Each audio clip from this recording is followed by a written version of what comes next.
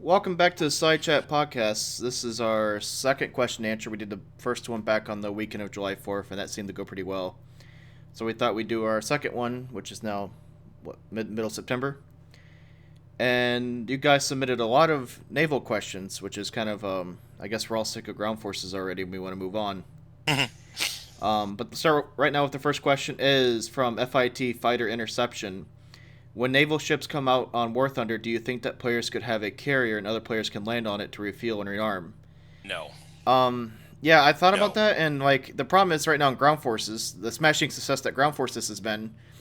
When I play at night, there's usually maybe 4 players on a team, 6 players on a team. Can you just imagine naval warfare being 4 carriers versus 4 carriers? Also, I don't. I mean, I understand that. I see the pluses, but I don't see them being able to implement a gameplay. I mean, the only way that you could have player controlled carriers is if you had 64 people in a game. Other than that, it'd be Yeah, just a waste of a player spot. I agree. Um, and he also asked, how are they going to nerf the B-29 and TU4? Very good question. Oh, TU4, they're probably not going to nerf. Well, Of that's isn't course, that the is that just the B-29 of 20 millimeters? the Russian B-29. It's a copy of it. Yeah, Yeah.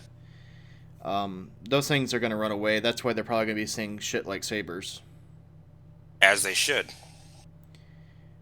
Have you ever flown? All right, sorry. Next question, Matt Montana. Have you ever flown an airplane in real life? Me, yes, lots of times. I haven't.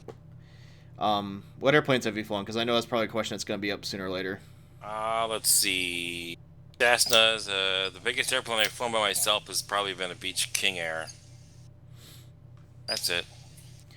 Also, what are your hobbies if you have any? Um, I like making fun of people, and evidently I'm a racist too, so I consider that a hobby, even though I'm not really. Um, That comes I don't from the know. Free to Play podcast. Anyway, Yes, yeah. uh, My biggest hobby is shooting, though. I enjoy shooting a lot. Target shooting. Kobe and I shoot a lot. I read a lot. I used to read a lot of fiction when I was younger, and now as I'm getting older, I read a lot of nonfiction. Yeah, I'm the same way. I read, well, I read every day, but yeah, I only read nonfiction. I don't read fiction. What fiction I do read is historical fiction, which is fiction based on fact. So it's kind of almost nonfiction. And occasionally, I fish and hunt. I know you don't. Yep. I don't like to hunt, but I've gone He's fishing gone a couple fishing. times. Yeah. All right. Werewolf asks, "What do you think the B-57 will bring to RB jet battles?" Kobe doesn't fly jets, so I'll take this one. Absolutely nothing. I don't think it has. What is a bomb load on a Canberra? It should be 4 1000s. I don't know what they're actually going to do because the airplane itself in real life, the B-57. Well, that's the thing. The problem is that if we get the B-57A, which is basically the RAF Canberra, it was actually a very shitty airplane. The Air Force got a bunch of them, realized it was crap, and made it into a reconnaissance airplane almost immediately as the RB-57A. If we get the B-57B or the B-57C, which are the full Americanized versions of the B-57, it's going to be hands down the best airplane in the game by far. Are you playing with a lighter? Pocket knife. Oh, it's Sorry. making this like high pitched screeching sound. Sorry. I won't. I apologize. All right. So Young's my name. What a great username. William's my name. What plane are you most hyped about in 1.43? Probably for me, probably the Tiger Cat. I don't particularly care for anything else that's coming out in 1.43. Yeah, real quick about 1.43. I was actually kind of excited about the Tiger Cat and the Japanese getting some new stuff and possibly the Germans getting some new stuff. And then I saw the release tree is like 80% captured aircraft for premium planes, Yeah, and bullshit. I, I just started screaming no, no, no, and held my fist in the air. I'm now not excited for 1.43 just because of the captured premium craft. Japanese B-17 needs to go. The American 190 needs to go. The Germans are getting the Yak One the same time as the Russians are. The shit makes no sense to me. And Anyway, aren't the Germans getting a another Tempest captured 5, airplane? a The Tempest Tempest, 5, yeah. Screw that. and the Americans are getting the was it the Ki-43 I think They're getting the K-43 and the 190. before the Japanese get their Ki-43. So the whole thing anyway it just makes no sense. Adam L asks, this is a very simple question: where did fighter pilots in World War II have their parachutes? They sat on them. The parachutes that most of them used it was called a parachute pack, which is basically it hung off their shoulders and around their butt, and they sat on them. The seats in airplanes were hollowed out to where the parachute became the seat cushion. Here's a good question. MR Gaming. In your opinion, how did you think the Commonwealth, also known as Canada, Australia, New Zealand, did in helping fighting in both theaters of war? Well, they did excellent. They did outstanding. They were some of the best. Yeah, Everything. let's start Some with of the best. the early on, especially Battle of Britain. The Canadians and so on sent a lot of pilots. Like Britain had the airplanes, they needed the pilots. Yep. And that's why they had Polish, and like we talked about in the Battle of Britain podcast, how they have pilots from all over the place. But some of the greatest Polish, aces, Czechs, yeah. some of the greatest aces were actually Canadian. And I know I could bring up George Whirling real quick, but he was a Canadian. There's some question on how many of his kills were legitimate and was he a murderer or this or that. But the man could fly. And then there was some. If you go through it, there's a bunch of other Canadians that were famous too, that helped out Britain. And the Canadians, I don't actually know much about the Canadian actual Air Force in World War II. I know they had a lot of armored forces and stuff. Did Canada actually bring over their own air divisions, or? And well, they flew under the control of the RAF, So except for stuff around Canada. They did a Alright. lot of patrols for U-boats and stuff like that, and they actually did. Their biggest contribution to the war was actually probably training. I think they trained more people than any other country did besides the U.S. And real quick, Britain sent they a also lot of acted as a people over there to POW be camp trained. too, right? Like a lot of Germans were shipped back to Canada. And, Yeah, yeah. Real quick, when it comes to Australia and New Zealand, I don't know if I want to be mean. It was kind of cute what they tried. The one problem with Australia is they always seem to put out airplanes 4 years too late. Like you look, I can't believe the Boomerang's a 1943 aircraft, and They then didn't have a lot to do. the Beaufighter They 21 didn't came have a lot later, of and everything supplies. They didn't everything have they a lot came of- everything they built came late. There is confirmed kill in the Warway. There is no air confirmed kills in the Boomerang, sadly. But for the U.S., the U.S. basically, I'll say this, and I'm not trying to be mean. I know the U.S. took a majority of the Pacific on themselves to fight, and I'm sure the U.S. Naval Command was happy to have anybody help that could, especially in that Yeah, region. well, yeah, the British did a good thing too. The British were there. The British were there protecting their colonies and stuff like that. They certainly contributed. The last thing I'll say real quick, and this is I was reading this and it's very sad, is a lot of the British pilots came back from fighting in the Pacific theater. And of course this was after the European theater was won, and people basically didn't even know. Like they didn't report on it. Evidently, the average British citizen did not even know that they had pilots or naval forces in the Pacific region fighting Japanese. And so they were like, "Hey guys, we won," and everybody's like, "Wait, you were gone?" It's kind of. I think that's kind of depressing.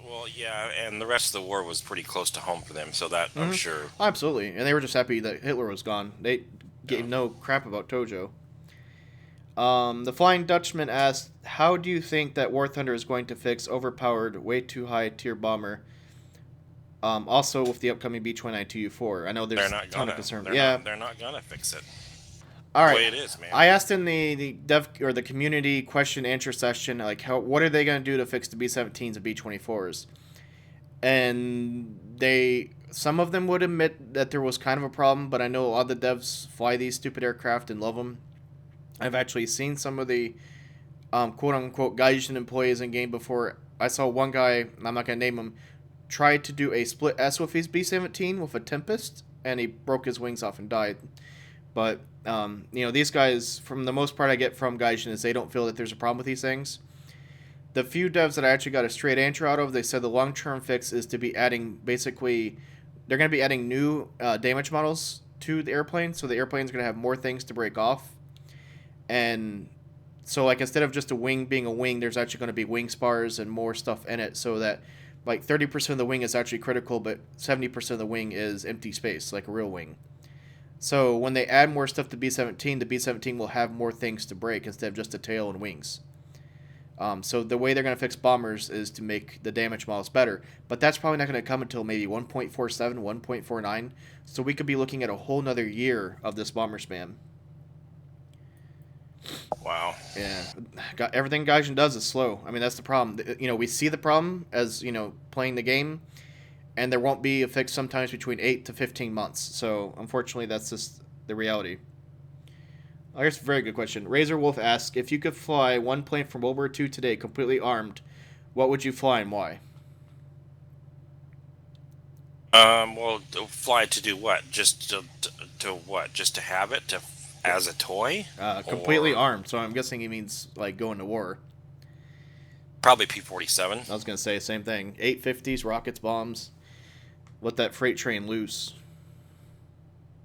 Yeah, maybe a Lockheed PV-2, the patrol airplane that had rockets and bombs and torpedoes and all sorts of shit like that. Oh, actually, well, no, maybe the A-26 Invader, the B model, which had 850s in the nose. It's a party. Pretty good airplane. It's a party boat right there. Yeah, it is. Rise of the Fallen asks, Bohica, you are going to have to tell us what you eat on a pizza for science. Kobe already knows. We're polar opposites when it comes to this as well. Well, hold on. I believe a good pizza has to be balanced. All right, I do believe that pizza should. I hate cheese pizza. Cheese pizza, I think, is one of the dumbest things in the world. That's what you feed kids. Yes. Now, when as an adult, you gotta have meats, and and usually it comes with 4 different types of meats. That could be bacon, your ham, your sausage, your pepperoni, any of those combinations. But then you need to balance it out with peppers, onions, black olives. You need the vegetables on there to even out the grease. But anyway, go ahead, Kobe. My favorite pizza is veggie pizza. I don't like meat on my pizza at all. I would much rather have a veggie pizza. All the way. My favorite pizza of all time, and this is going to sound disgusting, but it's actually really good. Tomatoes, olives, mushrooms, and onions. It's so good. Yum, yum, yum. Oh, God. The Mad Dog asks, what is your view on the brony community? Bronies are weird folks. We have a buddy of ours that's on we here have a so brony who may or may not be a brony. We're not sure. Well, his daughter loves. His daughter is very much into My Little Pony, but I think he's kind of into My Little Pony too. I don't know. Yeah, he is. This is America. Each to their own. I try not to judge. Don't tell me about it. Yep. But yeah, don't try to make me a brony, please. You won't like it. All right, so Crazy Boy asks, this is for you and Kobe. What is your favorite role-playing game? He hates RPGs. Yeah, I can't stand him. My favorite role-playing game is War Thunder. My favorite role-playing game is actually, I picked up Mass Effect 1 for $5 once upon a time for Xbox, and then I bought it for PC, and then I played Mass Effect 2, Mass Effect 3, and so Mass Effect is a game that I picked up basically off the dollar bin and then played through the entire series. And so that was one I never expected, and I love the universe, and for me, it's not necessarily Mass Effect gameplay or the narration grinding. It's just I don't like Star Wars and Star Trek because I try not to, I don't know, I'm weird. I don't like mainstream sci-fi stuff. And so I felt like Mass Effect was the things I liked about Star Wars, but in a different context. Because basically With Keith David. Well, yes, he's in there. Well, there's also Martin Sheen is in there. Really? Yeah, there's a ton of people. Martin Sheen, Yvonne, whatever her name is from Chuck and 24. The list goes on and on. Anyway, all right. So next one is from the same person. How did you find War Thunder? We watched a video that Robaz put out. We actually, I don't know how we even started watching videos from Robaz. We happened to fall upon it one day, and he did a video on the Beaufort, I think. Beaufighter. Like, what the fuck? The Beaufighter Canadian policeman video. Beaufighter, that's right, yeah. What kind of game is that? 'Cause we were both looking for a game because there was nothing out at the time. We just got finished with Saints Row and we're bored. Check it out. We had to actually, it was before they were really up going. We had to download it from the Russian site, and it was a total pain in the ass. We actually came in a week after open beta started. Yeah, really, really early. Yep. The Rockstar Freak asked, do you ever think War Thunder will be better than it ever has been? And do you think Gaijin will go bankrupt if this doesn't fix the problems that people are complaining about?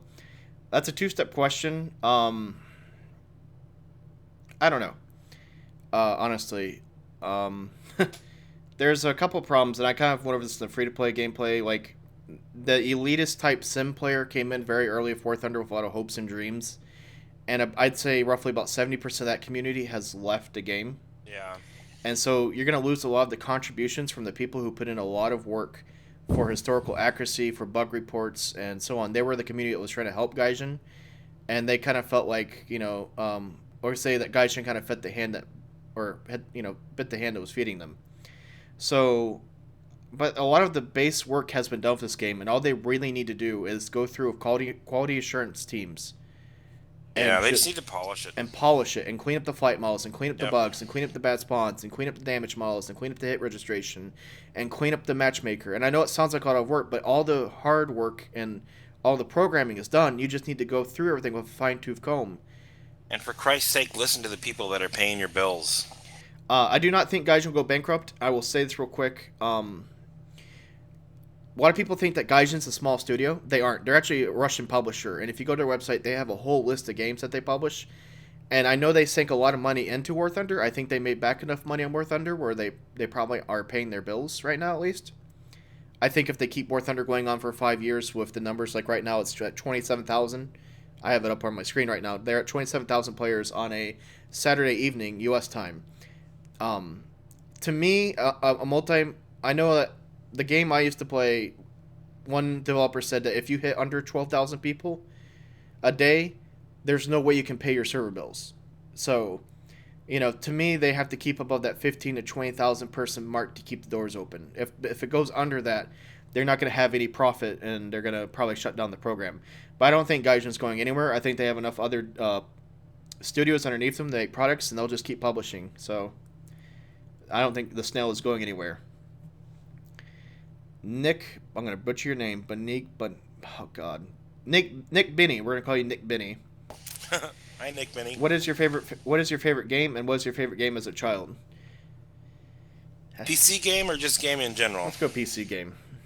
My favorite PC game of all time is Medal of Honor, Allied Assault, and all those ones like there. It was like the first multiplayer game that I played, and I had a blast playing it. Battlefield 2 as well.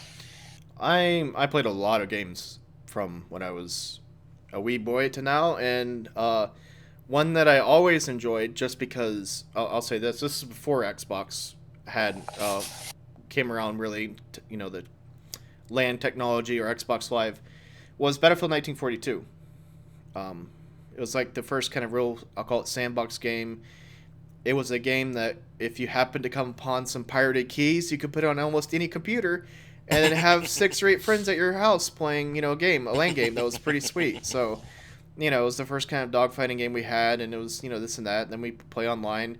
Then there was the Desert Combat mod, which made me play it for like another year, and so on. So Battlefield 1942, I would say, is my favorite game as a child. And I played, I real quickly throw on that list, Command and Conquer, Red Alert was a favorite one of mine. There's some Need for Speeds that I remember fondly. And then there's some other random ones in there too. Right now, favorite game. That's kind of hard because there's been a lot of shit come out the past 2 years. Isn't anything. The only thing I'm even slightly looking forward to is GTA 5, and that's it. Everything else can bite my shiny metal ass as far as I'm concerned. I'll change this question too because I don't. Favorite recent game I'd have to say is the Borderlands franchise, even though I'm really burnt out on that. But the last game that really surprised me that I bought for like $15 was Max Payne 3. Was actually kind of surprisingly good for me. So, another question. What inspired you to start YouTube? Kobe and I've been together through what? I guess we'll call it 2 or 3 clans now. I mean, it was the same clan, it just kept rebranding itself. Yeah. A lot of stupid moments have happened over the years, and I thought it'd be really fun to record those and publish them. So there's actually an older channel up where there'd be nights where we got on like Call of Duty Zombies, hammered drunk, and just be sitting there spinning in circles with a rocket launcher, screaming, "You get a rocket! You get a rocket! You get a rocket!" And that's how I got started. Of course, you're not allowed to see those videos. The Emerald Man asks, will they ever add the F100 Super Saber? No. There's so many problems with that plane that it will never be added to this game. First off, it doesn't meet I believe it's cutoff date of 1956. It misses that. 2, it has an afterburner, and that's where it misses the technology cutoff. So the plane is just too advanced for this game. We're never going to see it unless they do a Vietnam DLC. Then I'd be all over that, like there's no tomorrow. But that's going to totally change the game. Oh, another name I can't pronounce. Omergurus? Anyway. How do you feel about Tier 2, 3 jets? I'm talking about the P-400s, P-39s, P-63s that need to get over 950 kilometers or 590 miles an hour to actually rip their wings in a dive. What an accurate flight model that must be.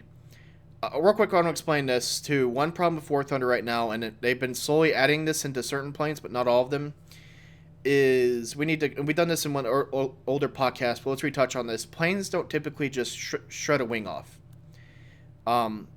Especially we use the P-47 for instance. When you look at all the P-47 test data, you'll see something called the uncontrolled dive. And Kobe will yell at me if I'm wrong on this. But basically, airplanes, you hit just this kind of magical line of where you're diving, and then you don't have enough human strength to pull the aircraft out of the dive. And then you're in an uncontrolled dive, and then you crash and die. I've never really heard of a wing ripping off unless you're... Wait, how fast would an aircraft have to go? A P-47, how fast would a P-47 have to go before it blew its wings off? Who knows? I mean, Yeah. that's the thing. You don't know. I mean, there's no standard. It just depends on each individual airplane. If you took two identical P-47s and dove them at the same time, they're gonna rip their wings off at different speeds. It's just the way it is. So I would rather see, instead of like, oh, you hit max speed and your wing rip off, just have the player fly straight into the ground smack. Because that's what happened in real life. Uncontrollable. Because that is exactly correct. So that's a flight model change. The P-63, I don't believe has ever had a flight model that I would say is correct. The P-39 kind of keeps going in and out of good flight models, and the P-400 is in that same. You just named off all the Cobra family anyway, so. I think you might be. I think you're just tired of getting shot down by the big giant cannon in the nose. Well, but it's true. Fucking deal the with thing, it, right? no, it's about those planes are so broken. The battle ratings, the Allison engines are, I think, always overperforming. I understand his frustration. I feel you. Hunter asked, do you think they should actually optimize the game before adding more crappy flight models? I know Kobe's going to scream yes. Well, yeah, of course, but are they going to do it? No, Well, they're not. there's more. There's a, just face hold it. on. There's a more complex problem in this issue.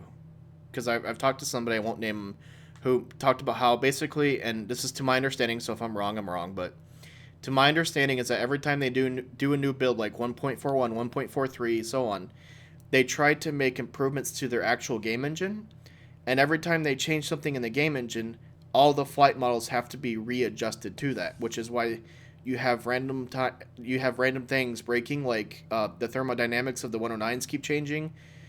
Sometimes you'll have a developer be working on 1.41. Let's say, use this for example. Sometimes they'll have people working on the 1.41 engine because that's all they have, but they're building the 1.43 engine, and then they port all the 1.41 flight models over to 1.43, and they didn't take the time to play test it before releasing all 350 aircraft, onto the live server, and then you have these weird anomalies, right? So the problem is that this game engine in its core isn't finished. So these flight models are going to keep changing until they reach a point where they feel they've maxed out this game engine. It's not just get a flight model perfect and then leave it. That's not going to work. Because when they port that over to a new engine someday, it's going to need redone anyway. So, does that make sense? Absolutely. All right. So, flight models are going to be changing and changing and changing. They just need to keep the quality. I just keep saying quality. Keep the quality up and actually try to fly each one. Mr. Fangsi. Okay. You mentioned a video on the F9F Panther. Will you cover anything specific that draws you to the aircraft? I think you did in the Panther video. Yeah, but I just mentioned I was drawn to it. I don't know why. I think it's a neat looking aircraft. I think that I don't think there's any other jet that looks like it. It's definitely, it was effective too in real life. I don't know. I'm hoping you help me out here. I like the Dash 5 look better with the tall tail than the Dash 2s. Well, the Dash 5 was a much better airplane, and it was the most produced Panther. You get around one in real life though, and it's much smaller than you'd ever expect. It's a long aircraft, tiny. but it's a pretty small little aircraft with a... There's a really good movie that was made about the Panther called The Bridges of Tokori, Tokoroi, I think is how you spell it, starring William Holden. It was made right after the Korean War, I think, or during the Korean War. It's actually a really good movie. There's lots of Panther stuff in there. Watch it. Yeah, I think the Panther was. I mean, I'll get into the podcast. Well, I can't name it. It's like a car, I guess. You look at a car and you go, "I like that car" or "I hate that car," but it's sometimes hard to say. It just has to do with lines. It just, personality, I guess. You know. Yeah, I remember the Panther was a fighter bomber. It wasn't a fighter like it is in War Thunder. It was a fighter bomber. It was designed to go in, ground attack, destroy stuff, and then fight its way back out. All right, let's move on. Battle Mover 44 asks two questions. First, online will still drop month after month, or will they find some solution and they finally find new players? Yeah, when they added the Steam, they had a huge. This is one problem I think. When they added Ground Forces, I think there was an excess of players at 1.39. I know that there was players leaving the game at 1.39, but they added it on Steam, and then they added Ground Forces eventually, and then they had a huge flux of players. So their player counts didn't really show how many players were leaving, and how many players were coming in. Yeah. I think they've lost all right. You have all the new Steam players. You're gonna still get some from that, but you're not. The initial rush is gone. You release Ground Forces in a bad state. You got all your World of Tank players to come over, tried it, they hated it. They're back at World of Tanks, and I don't know where they're gonna find their new players now. To my knowledge, there is no huge naval falling. I mean, and World of Sea Boats or whatever the fuck it's called, World of Ships or whatever the hell they're making over there at Wargaming, will be out first, so they're gonna win the initial rush to that as well.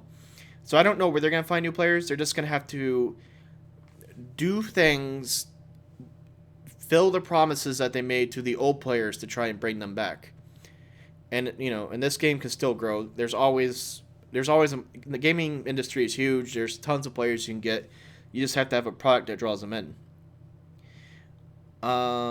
Is there any chance for Ground Forces to be playable? For now, it is pure crap in my honest opinion. They need a lot of work from Ground Forces. I'm not trying to toot my own horn, but around February in the open beta, in the closed beta forums, I kind of made a post that said, "This game isn't fun, and here's why."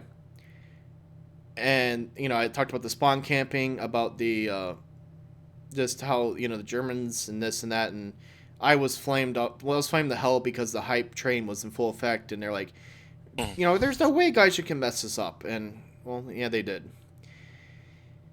I think one problem with Ground Forces right now is they need to pull airplanes out.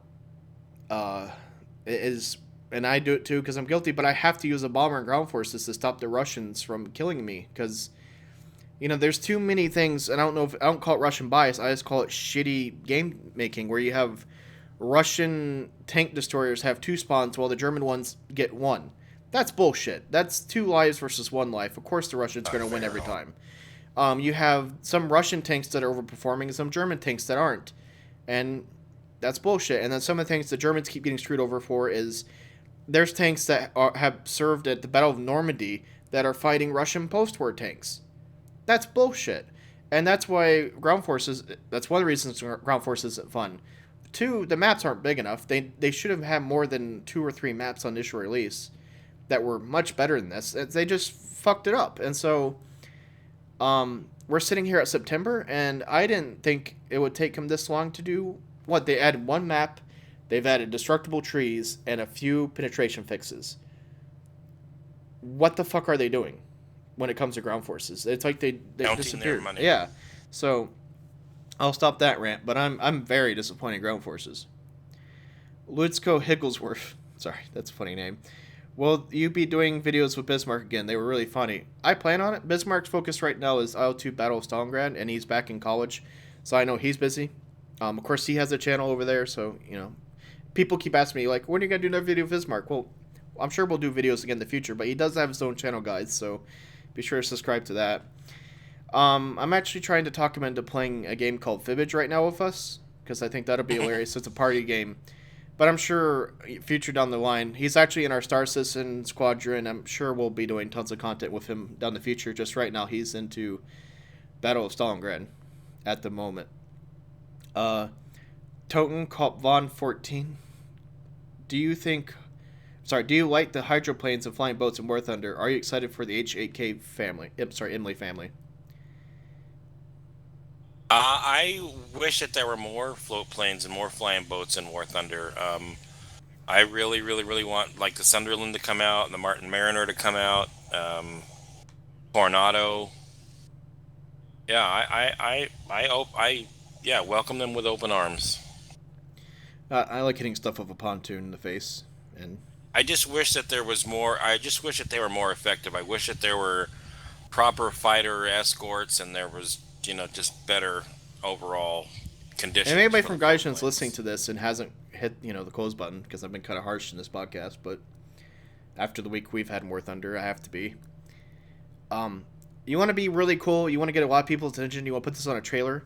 Launch like Kingfishers or A5M4s from the little carriers on the skis. Remember those things? I forgot how those work. You know what I'm talking about? Not the skis. The Off the catapults. yeah, off the catapults. Yeah, that would be kind of cool. That would Actually, be, and it'd be probably I'd pretty like to easy see that. mechanic to install. So instead of air spawning the things, just do quick little, and that's how you get people to play those things. Cause that'd be a pretty cool thing. And then, you want to be repaired, just roll up next to your thing and have a little animation where a person picks you up or whatever. Train comes That'd be over, yep. great. That'd be awesome. Anyway, sorry, it's random ideas. God, these names, you guys are killing me. Camilio Garado.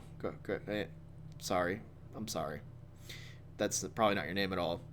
First of all, I'm glad that you and Kobe are so open to fans. And so, what's your thoughts, or how do you think War Thunder ships will be like? It depends on what they do with them. I mean, it's so open ended right now. There's no way to tell what's actually going to happen.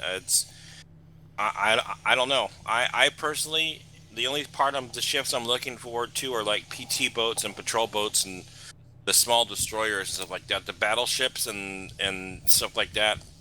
Forget about it. They're worthless to me. All right, so there's going to be multiple problems. I'm not trying to be a bubble burster, but they've already said there's going to be no submarines. That kind of irritates me. Two, as I saw from Ground Forces, they're not going to do any type of probably interiors with the ships, which I think is kind of a shame. So you're probably just going to get a generic sight for your guns and whatnot. But my concern is it's just going to become a long range volleying game, and then a B-25 is going to come over and bomb you and you're dead. Yeah. And that's going to be Yep. your one life of a 60,000K repair bill. Yep. That's kind of my concern. Is they have to do this properly, and to do a game. And let's be real clear about this. Between Japan and the U.S., when there was naval battles, some of those battles took between 4 hours to 2 or 3 days of just constant beating the shit out of each other. How are you going to make a satisfactory gameplay that happens in 15, 20 minutes with these navies? And Yeah. and if a battleship hits your destroyer in one hit and you blow up, because it's a video game, it's not real life, they're going to have so much work to do, and I don't even think that... I know they started some work before Ground Forces were Navy, but I don't think Navy's coming for at least 2 to 3 years. And they're going to have to do a lot to make it right. So, and after seeing what they did with Ground Forces, I don't expect it to be right. And it's just me being a little pessimistic. Real quickly, though, there has not been a lot of successful naval games. There's Battle Midway or Battle Pacific Stations or whatever is the only one I know of that was a standard release game that had to do with ships in recent memory. The other one was, actually, bring it back up, Battlefield 1942 had where you could drive carriers, destroyers, and so on. And it was hilarious, but only from a trolling standpoint. Just to be clear, if you're going to take a ship and try to hit a ground target in-game, there is no real... Like, ships in real life would pulverize the fuck out of the coast for hours. And most of the time, they really didn't hit that much because the troops would withdraw under their caves and pillboxes. So, in a game, you're going to be firing, a 6-inch gun at a pillbox the size of 5 by 5 feet or whatever? That's almost impossible to ask a player to do. Unless you got spotting airplanes, which would be good, but then they're going to get shot down by a B-17. So what's the point? So anyway, I'm Or a not holding Bearcat. my breath for naval. Adam L asked, "Do you think they should make game more balanced or more historical accurate?" There actually needs to be a balance between both. You need to make everything playable and have a chance, Yeah. but at the same point, Yep. you need to have historical ammo counts, historical flight models, historical munitions. I guess I'm trying to say historical damage models. I like to see historical matchmaking and so on. But and we'll bring this back to the year two. I keep praising and trying to hype up, historical accuracy, historical accuracy, historical accuracy.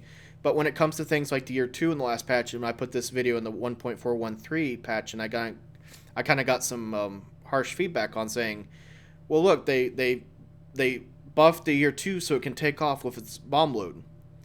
I have no problem with gameplay tweaks like that are unhistorical to make something playable. Because I don't think a year two taking off is going to be game breaking. So, I think game breaking things that aren't based on historical accuracy is like the Act 9K 47mm cannon, not blowing that thing to smithereens.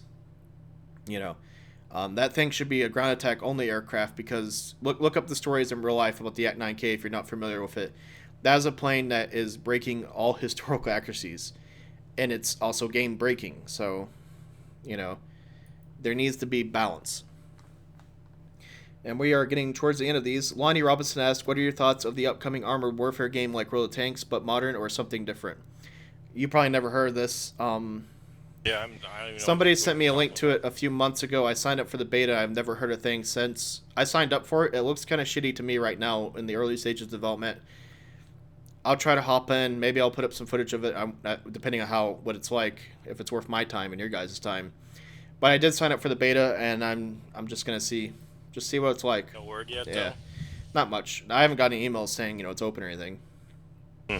Jacob Young, hopefully that's right. What are some good books and/or websites out there that can give reliable factual information on World War II aircraft? I'll let you go first, then I have my sources I use. Well, I have a ton of books that I've collected over the years. I don't know. I don't know. To be quite honest with you, I just don't know. What are you looking for? I mean, there's such an open-ended question. I don't know. Real quick, when it comes to Japanese stuff, it's very, very scattered and hard to find, and there's a lot of misinformation out there, or guesstimations you can call them. For most U.S. aircraft I've seen is that you have different publishers and authors, some of them ranging from 1950 to 1990s, so these books come out over the last 50, 60 years, and some of them just get reprinted. So what I do is I go on Amazon.com and I see which ones have the best rating. I want the people who read it before let you know what they think. When it comes to websites, I actually use basis a lot of the National Air and Space Museum has a lot of good information on their website. And then what's the other one in Ohio? The Air Force Museum. I forgot what it's called. Yeah, the one at Wright-Patterson Air Force. They have a website. I think it's called the Museum of the Air Force. Yeah. Anyway, they have a website that has some good performance numbers and so on. You're gonna see websites like World War II Performance Aircraft Index out there. There is some good stuff on there, but take it with a grain of salt because there is some misinformation in there. And once again, it's some of that stuff is prototype information, or it's one test. Don't take it. It's not a. It's just flying an airplane one day, and then you see the report for that one day. You can't base those numbers for that aircraft for a flight model, which is what some people try to do in War Thunder. But there is actually there's a website called, real quick, Spitfires or something. I forgot their name real quick. I'll someday link these to you. If you Google Spitfires, I'm sure you find it somewhere. There's a whole website dedicated to Spitfire 1 to Spitfire 24 and tells every serial number and basically fight those things have been in. So there's a lot of the aviation community does a lot of work out there too, from websites that you've never heard of that have no museums or professional backing. Here we go. And real quick, one thing too, if you look up stuff, what I do sometimes is you'll see sources online like a Yak 3 website. Usually if it's a good web writer, they'll put in the bottom the sources of the books, and sometimes you can use those books as references as well. I don't know ask, thoughts on the F7F Tiger Cat coming to War Thunder? How do you think it should perform? What battle rating should it be at? And do you have any historical information about it? Seen the Grumman Cats podcast. Interested in more. I got a book on the Tiger Cat. I believe in the release trees, I believe it's going to be right above the Bearcat, which is pretty much where it actually probably should be. The first versions of the Tiger Cat were not that great of an airplane. They were certainly not fantastic like everyone thinks that they were. A lot of people think that it's just a Bearcat with two engines, but it's not. It's a very, very, very heavy fighter. Didn't really come into its own until the Dash 3 came out, much later. That's the two-seater, right? Yes, yep. With radar? Well, there was a night fighter that had radar, yeah, the Dash 3N, which is probably the most produced version of the Tiger Cat, actually. It was used in Korea. One thing to do real quick, I don't know, is go on to YouTube, type in F7F Tiger Cat, and you'll see a lot of these things today still flying around. And there's some guys who fly actually kind of put it through its aerobatic, you know, paces. And then if you have two monitors, or split your monitor in half, and then put up a Bearcat aerobatic video right next to it, and you will see the difference between the two, and it's actually quite a bit. The Tiger Cat, it's a big girl that can move, but you can tell it's heavy, and it's going to be one of the fastest planes, probably one of the fastest props in the game, if I'm correct on that, right? At least in a straight line downhill. It should be, yeah, probably, yeah. Until the Sea Fury comes, it should be the But fastest don't. prop in the It should not. I will cry if it starts beating single engine props in a turn fight. No, it better not. Well, it happened with the Beaufighter back in the day. So. Yeah, it still happens with the Beaufighter. But one reason you won't see much information out there real quick is because it was basically a post-war plane, so it didn't have any battle information or archive information. Yeah, remember it was there between the wars when the fascination was jet. So a lot of this stuff on these airplanes just got shoved to the side.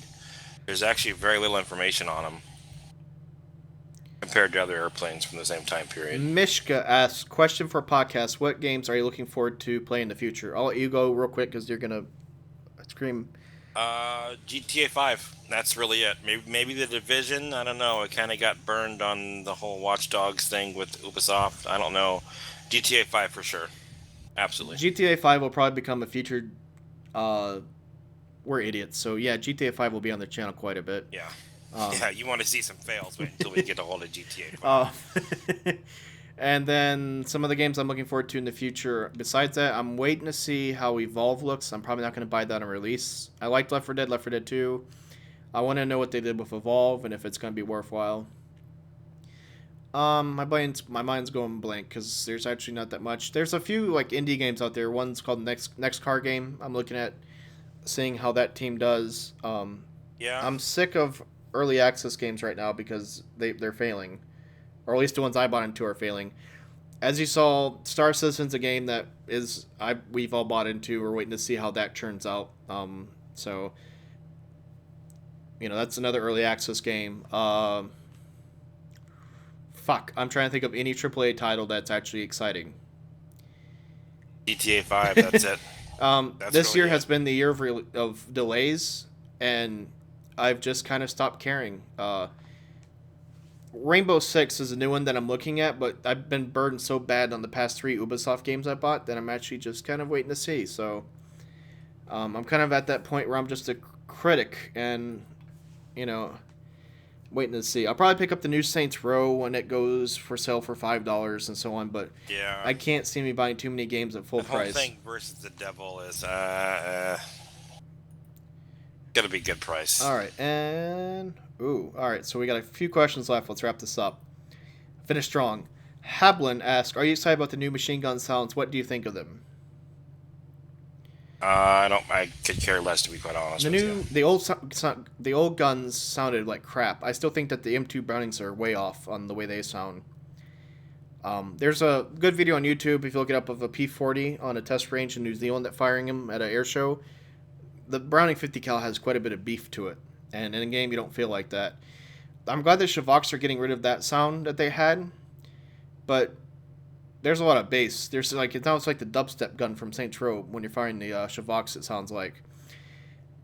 I don't know. I have no problem with the sounds. Like I like realistic gun sounds, but I don't want to be where they try to go so realistic that it hurts my eardrums to fire them. It's still a video game. You want the games, it's like, oh, that's a nice sound, and then you want the player to forget about it. So the whole thing is you don't want the sounds to become annoying. And until I fire a whole bell of Shavok ammo, I don't know how I really feel about the new Shavoks. So we just get little 6-second sound clips. I can tell you right now that the new suspension sound for tanks will probably drive me insane because it sounds like, I don't know, two people fucking on a hotel bed above you with squeaky springs, and that's not gonna fly. Sorry, to put that out there. I hate that suspension sound. Last question, of course, is from Bacon Rush. Save our little Bacon Rush for last. Oh, a little bacon Oh, rush. little Bacon Rush. I've been forgetting to ask you, but how did you come up with your name, Bohica Ice? So unusual. Well, let's go with Kobe first. Let's direct that. How did the Kobe Wobie come about? Because that's a weird name too. I don't remember. It just kind of happened one Well, day. you had the Cobra Commander. Yeah, when I played Battlefield 2, I was Cobra Commander from GI Joe because I love GI Joe, and it just kind of happened Before the movies. Yeah. Oh yeah, way before. I'm a child of the '80s, so like the cartoon. All right, so I don't know how this starts. I guess the story goes back a long ways. My username used to be SOCOM Ice. And then everybody used to thought that I played SOCOM Navy SEALs, and that got annoying. And there's a bunch of us that actually used the username SOCOM, so it'd be like SOCOM Ice, SOCOM Papa, SOCOM Viper. You see some of these guys in some of my videos. And then the whole SOCOM thing kind of died, and then I was like, well, I need a new name. And I was like, I need another acronym. And I'm like, you know what? Bohica, bend over, here it comes again. We'll take that military acronym and put it on there. So the ICE name I've had forever, and I just added Bohica because I don't see enough. There's not enough Bohicas on the internet, I feel. So it's just a military acronym. Or if you ever work a job, all you kids out there, wait till you work your first 40-hour week job, and you'll be feeling the same way. That's what life is, right? Yep. Well, yeah, let's end on that sad, depressing note. That's what life is. Bend over, Yeah. here it comes again. Adulthood sucks. Don't grow up, kids. All right. We will catch you next week. I'll probably, if I can, do the work on the F9F Panther podcast like I've been promising. So we'll be going back to airplanes. And if you have anything you want to hear or any questions about Panthers, go ahead and feel free to throw those in the box and I'll try to answer them for you. Thanks for listening. Bye.